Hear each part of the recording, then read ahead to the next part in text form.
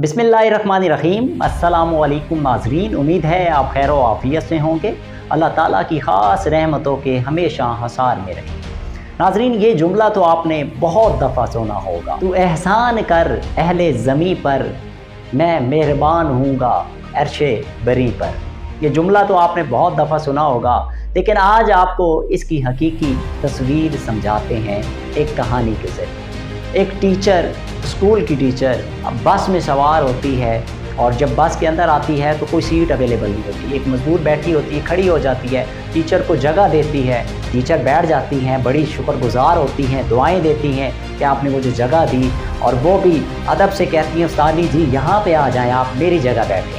वो खातून खड़ी हो जाती हैं। देखने में वो कोई ख़ास पढ़ी लिखी और एक अच्छे तबके से मालूम नहीं हो रही होती, बल्कि एक नॉर्मल सी गरीब सी पढ़ी लिखी खातून नहीं होती। खड़ी हो जाती हैं।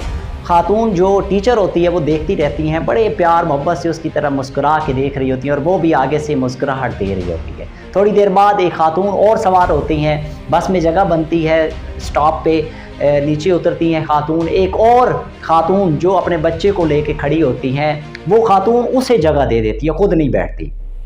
अगला स्टॉप आता है, एक बुजुर्ग दोबारा सवार होती हैं, जगह बनती है, एक बुजुर्ग नए आ जाते हैं, वो खातून खुद नहीं बैठती, पुस्तानी देख रही होती है उसकी तरफ बड़े तज्जब से।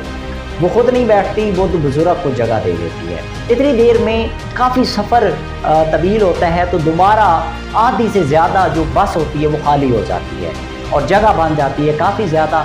वो टीचर उस्तानी जो होती है उस औरत को मुखातिब करती है और अपने पास बिठा देती है।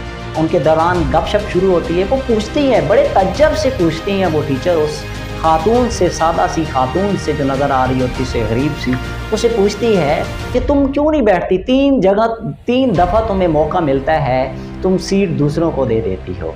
तो वो खातून का जवाब आज मेरे लिए और आपके लिए एक पैगाम है और मेरे वीडियो बनाने का मकसद पूरा हो जाता है। ऐसी वीडियोस जब मैं बनाता हूँ तो मेरा जो मन है ना वो राज़ी हो जाता है मुझसे। वो खातून कहती है कि मैं सदका व खैरात नहीं कर सकती, मेरे पास इतना मालो दौलत नहीं है और मैं पढ़ी लिखी नहीं हूँ, एक गरीब सी खातून हूँ। तो जब कभी सदका व खैरात करना हो तो मैं ऐसे अमल कर लेती हूँ। कभी किसी को गाड़ी में जगह दे के अपनी जगह बिठा के, कभी खाना खाने बैठती हूँ बाहर बेंच पे तो अपने हिस्से का जो खाना होता है, जो लुकमे होते हैं, वो पास से जितने भी चरिंद परिंद चीज़ें आती हैं उनको डालती हूँ। वो चहचहाते हैं तो मेरे अंदर जो एक कैफियत आती है मैं बयान नहीं कर सकती। बाज़ औक़ात मैं रास्ते से गुज़र रही होती हूँ तो मैं पत्थर उठा के साइड पे कर देती हूँ। कोई बुजुर्ग खातून जा रही हो, सामान उठाया हो, मैं उसका सामान पकड़ लेती हूँ। ये ज़िंदगी के बहुत से पहलू जो मैं पैसों के ज़रिए नहीं कर सकती, मैं इस तरह अपना हिस्सा किरदार अदा करती हूँ सदका खैरात करके, और मेरा दिल, मेरा मन खुश होता है, मैं पुरसकून होती हूँ, इन लम्हों को एंजॉय करती हूँ। वो खातून उस्तानी हक्की की बक्की रह जाती है, हक्की बक्की रह जाती है और वो कहती है कि मैं एक अजीब एक ऐसी सिचुएशन का शिकार हो गई कि बड़े उस्ताद बड़े सबक ज़िंदगी के मुझे ये लेसन ना दे सके जो इस एक खातून, मजदूर खातून ने मुझे इस बस के अंदर सबक दे दिया। नाजरीन, आपके लिए भी यही मैसेज था कि जो सदका व खैरात है वो सिर्फ पैसे से नहीं होता है, बल्कि वो दिल से होता है।